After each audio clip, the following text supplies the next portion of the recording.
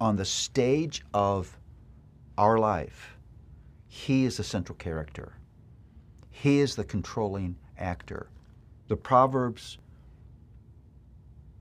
are deeply humbling because life is not all about me.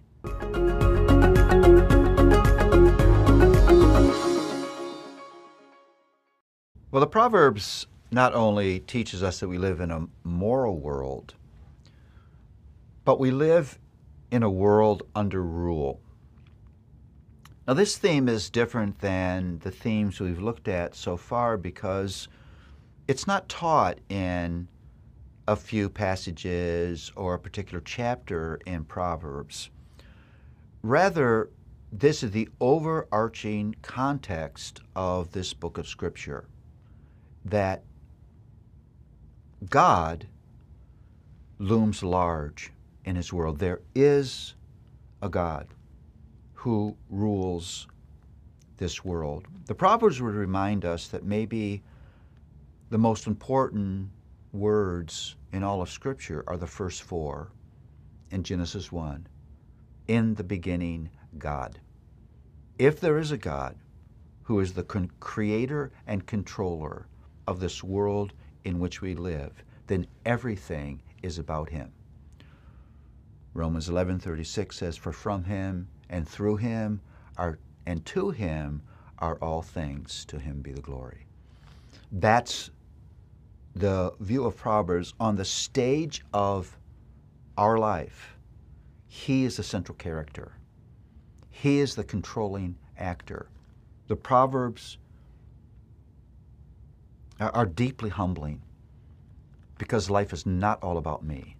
It's not all about what I want, when I want it, where I want it, how I want it. It's not about me setting my own rules for my life. It's not about me doing whatever I want to make me happy. There's a God that looms large. He sets the laws by which we live.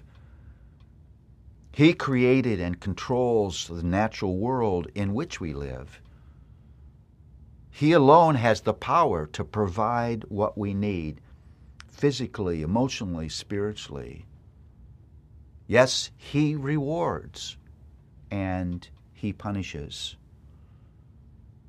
He alone is the source of the grace that we so desperately need.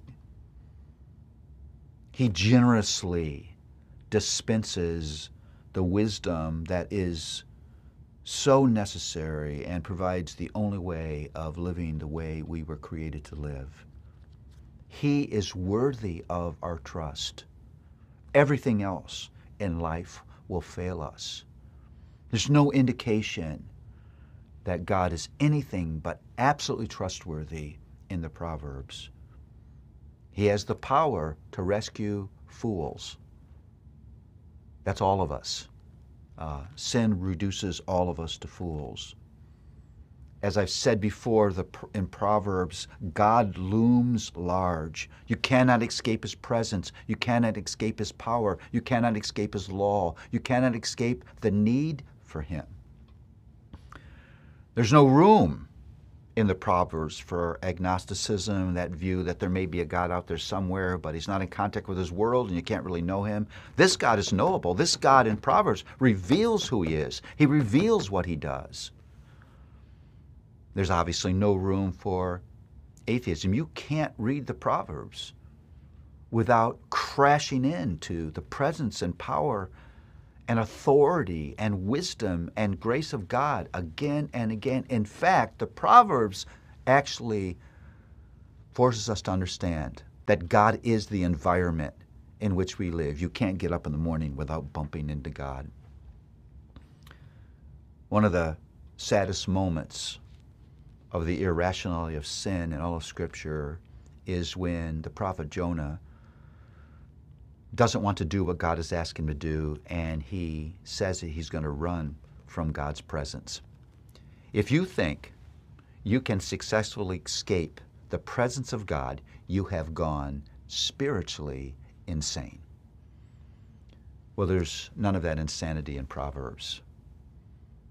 If life is about knowing and serving God, then we need a portion of Scripture where God looms large, where He is inescapable and glorious and present and active. This God is real, and this God is knowable. This God reveals Himself. And this God never slumbers or sleeps. He is constantly active, doing what He's promised to do. This God is our hope.